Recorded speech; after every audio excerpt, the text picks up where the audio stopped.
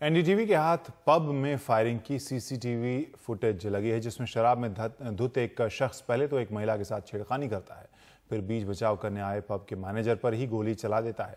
वारदात 29 मई की रात की है, जब अंबोली के एक पब में विक्रांत कुमार कल्लोड़ी नाम का एक शख्स बार काउंटर पर खड़ी एक महिला के फोन में झांकने लगता है। जब वो विरोध करती है तो मारपीट पर वो उतारू हो जाता है। पब के कर्मी तुरंत बीच बचाव में आते हैं और उस शख्स को मैनेजर जितेंद्र झा के पास ले जाते हैं। झा उसे महिला से माफ़ी मांगने के लिए कहता है, लेकिन विक्रांत कुमार माफ़ी मांगने के बजाय अपनी जेब से रिवॉल्वर निकालकर झा पर गोली चला देता है। गोली लगने से घायल मैनेजर किसी तरह कमरे से बाहर भागने में कामयाब हो जाता है और उसके बाद दरवाज़ा बंद कर दिया जाता है ताकि आरोपी भाग न पाए। हालांकि कमरे के अंदर एक बार कर्मी बहादुरी दिखाते हुए उससे रिवॉल्वर छीनने की आखिरी तक कोशिश करता है और बड़ी मुश्किल से उसे शांत करता है। बाद में पुलिस ने आकर आरोपी विक्रांत को गिरफ्तार कर लिया। हमारे साथ हमारे सहयोगी सुनील सिंह आप मौजूद हैं। सुनील, इस मामले में फिलहाल कहां तक पुलिस की कार्रवाई गई है? देखिए क्रांति, इस मामले में आरोपी जो है विक्रांत कुमार कल्लोड़ी, उसे गिरफ्तार कर लिया गया है। उसके खिलाफ हत्या की कोशिश और छेड़खानी का मामला दर्ज किया गया है और उसे 2 दिन की पीसी मिली थी। फिलहाल उसे जेसी में भेज दिया गया है। इस समय वो आर्थर रोड जेल में बंद है। मामले की तहकीकात चल रही है और ये कोशिश छानबीन में ये भी जो उसके साथ में शख्स आया था उसकी भी जांच चल रही है और वो उसके पास जो रिवॉल्वर थी, क्या वो रिवॉल्वर लाइसेंसी थी या फिर वो अवैध रूप से थी। हालांकि मुंबई में पिछले कई सालों में जो लूटपाट की घटनाएं हुई हैं, खास करके जौहरियों के ऊपर, उसको देखते हुए कई जौहरियों को रिवॉल्वर का लाइसेंस दिया गया था, बंदूक का लाइसेंस दिया गया था। और ये जो विक्रांत कल्लोड़ी है, ये भी पेशे से जौहरी है, लेकिन फिलहाल उन्होंने अपनी जो दुकान है वो किराए पे दे रखी थी और डायमंड मर्चेंट का काम किया करते थे, लेकिन उनके पास लाइसेंस की रिवॉल्वर थी, ये बताया जाए। तो उसकी पूरी तहकीकात हो रही है कि ये इंसिडेंट कैसे हुआ। वो वहां पर खुद पीकर आकर यहाँ पर इन्होंने ये शराब पी है या फिर पहले से शराब पीकर आए थे, क्यों बात हुई, क्या किस वजह से ये घटना हुई, ये सब पूरी की पूरी मामले की तहकीकात की जा रही है।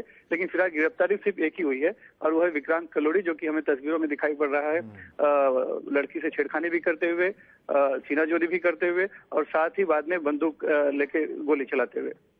और इस तरह के वारदातों को आगे ना होने से रोकने के लिए क्या कार्रवाई प्रशासन की तरफ से दिखाई दे रहा है?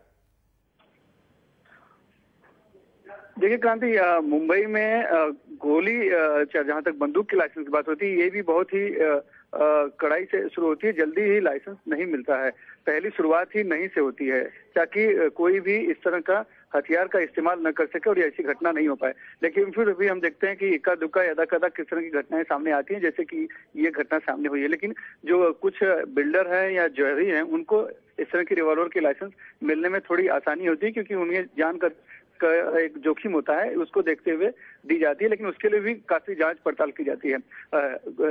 लेकिन ये जो घटना हुई है, ये एक पब के अंदर हुई है। पब के अंदर बाउंसर होते हैं। अब सवाल इस बात का भी उठा है कि जो अक्सर जब पुलिस वाले भी जाते हैं या फिर कुछ भी जाते हैं, तो आजकल हर जगह पर सुरक्षा के तौर पर सभी की तलाशी ली जाती है, जांच की जाती है और उसके बाद उन्हें अंदर भेजा जाता है ताकि इनके पास कोई हथियार तो नहीं हो। तो ये जो हथियार लेकर जो शख्स बंदूक के साथ अंदर घुस गया, ये कैसे गया, किसकी चूक थी, क्यों इसकी तलाशी नहीं लगी, इस बात की भी जांच पड़ताल फिलहाल की जा रही है। चूंकि पब के अंदर की घटना, इसलिए पुलिस बहुत इसमें एहतियात की बात नहीं करी, लेकिन पुलिस ने सख्त आदेश हर जगह पे, जहाँ भी जो सार्वजनिक जगह है, चाहे मॉल हो, पब हो, होटल हो, हर ऐसी जगहों पर जहाँ पर भी कुछ होने की संभावना होती है, वहाँ पर अक्सर आजकल हम देखते हैं कि मेटल डिटेक्टर लगा रहता है, बाउंसर्स रहते हैं, सुरक्षा गार्ड रहते हैं और वो जांच करते हैं कि कहीं इनके पास कोई हथियार तो नहीं है, तभी अंदर जाने की अनुमति मिलती है। शुक्रिया सुनील, सभी जानकारी के लिए। तो सुनील सिंह बता रहे थे कि यहाँ पर कार्रवाई के तौर पर एक गिरफ्तारी हुई है, लेकिन यहाँ जो सीसीटीवी फुटेज है उसमें साफ देखने को मिल रहा है कि आखिर उस रात में हुआ क्या था, जहां पहले बार काउंटर पर बैठी एक महिला के फ़ोन में आरोपी ताक-झाक कर रहा है। उसके बाद मैनेजर के पास बार के कर्मचारी और सुरक्षाकर्मी और बाउंसर उसे लेकर गए और वहां पर नशे में धुत इस शख्स ने अपनी जेब से पिस्तौल निकाली और जिससे मैनेजर को घायल किया। इस मामले पर पुलिस अब कार्रवाई कर रही है, लेकिन सवाल ये भी उठ रहा है कि आखिर हथियार लेकर ये शख्स बार के अंदर पहुंचा कैसे।